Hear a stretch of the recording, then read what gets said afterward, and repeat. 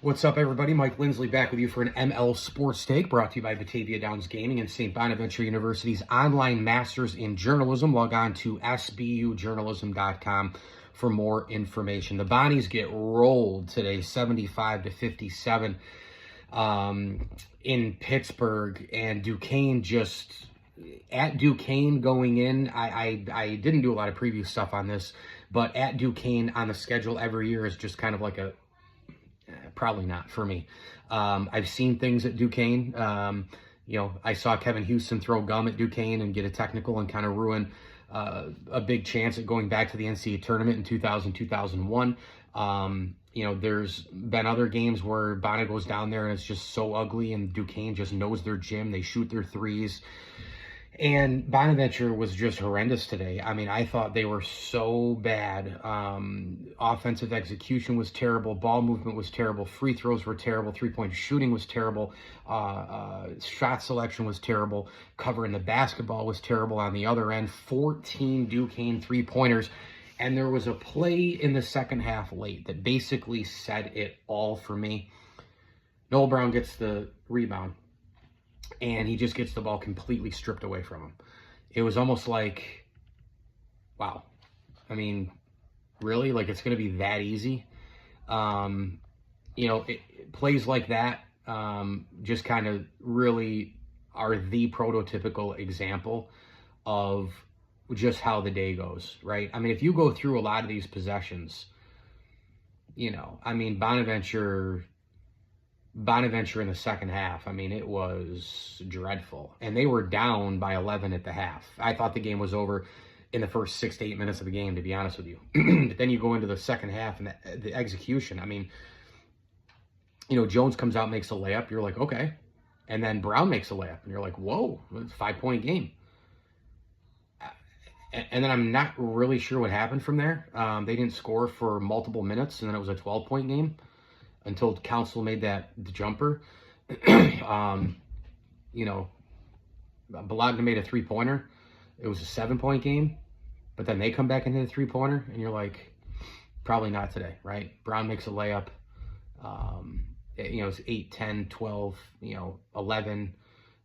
Edwards, as I'm talking, Edwards made another three, by the way. So it just kept going and going and going. And then from like the 10, 9, 8-ish minute mark, the possessions were just horrendous. I mean, absolutely horrible. And then you had that, Brown turnover. He gets the defensive rebound. It's a 14-point game. So the game's probably in hand anyway. I know 641's a lot of time. 14 points, you can make it up, but not the way Bonaventure was playing. But he gets the turnover and he gets the rebound, just turns and just Dixon comes right in and just strips the ball and scores. And I'm like, yep. So it was one of those days. And there's a couple things to say right now. As the Bonnies are 15-4, they're 3-3 in conference. First of all, I understand there's a lot of basketball left to play. Their at-large opportunities are completely gone and washed down the drain at this point. I thought that they were probably done when they lost to LaSalle, which is crazy because it's a 3-loss team. But unfortunately, the way Bonaventure's schedule sets up, listen, even though you're not playing great teams, it doesn't mean that all of these games aren't tough games. It just means that from a resume standpoint, you have to go above and beyond when you're Bonaventure to begin with. And then when you don't have teams that are in your sights for great wins, more of those opponents are bad losses if you lose to them. That's kind of my point. So if you're going to go beat VCU on the road, that's a really good win. You're not going to get any quality points for it. If you lose at home to Fordham, that's a bad loss. If you beat Fordham at home or GW at home or St. Joe's on the road, no one considers that a great win. There are no other teams here. I know Utah State lost the other night, but that was the opportunity to win against a team that would be eventually ranked. I think Utah State is a Sweet 16 contender. I think they could get hot and reach a Final Four. I think they're that good. They can score 80 to 90 a night. So that's one point to make about Bona. The other couple points I wanted to make here. the second you lose to LaSalle and you start to think about, well, first you lose to at St. Louis, and at that time you're kind of like, well, whatever, St. Louis, good team, road game in conference, you're due to lose, blah, blah, blah. Then you lose again to LaSalle and you can't rebound. All of a sudden, and it took everything to beat Richmond defensively and from a rebounding standpoint. And now you lose at Duquesne, but you got bludgeoned. You kind of had a feeling the way they lost to LaSalle. Like, are a little bit of the wheels falling off here? And as much as you were gelling in the beginning of the year against some softer opponents, the NIL portal was working for the Bonnies, and it was all gelling together, and they were doing some things, and maybe they, didn't know anything otherwise but to do that. Well, maybe now all of the NIL portal thing, like the guys who gelled together at the beginning and everything was going great and this and that, and I don't know if Moore got hurt today, I have no idea, but like now the season's kind of like leaking, and the season's kind of getting away from them in terms of what they were 3, 4, 5, 6 weeks ago. And before that. And could what you saw gelling become unglued? And that's kind of what happens with losing streaks and losing confidence and getting blown out and losing a bad game at home. All that chemistry and all that gelling that we saw in the beginning of the year, how do they handle that as a group that's never played together? So as much as it gelled, it could come unglued. I don't know. There are still a lot of games to go. I understand that. But this is where a season, like for the Bonnies, this is where it like really does get off the tracks, right? And I know what's going to happen. They're going to win 20 games. And no matter what, even if they don't make the tournament by winning the A10, it's going to be, well, here's another Mark Schmidt 21 season, and blah, blah, blah. And it's all those things. And that's great for Bonaventure, for who we are. And that's fine. That's fine.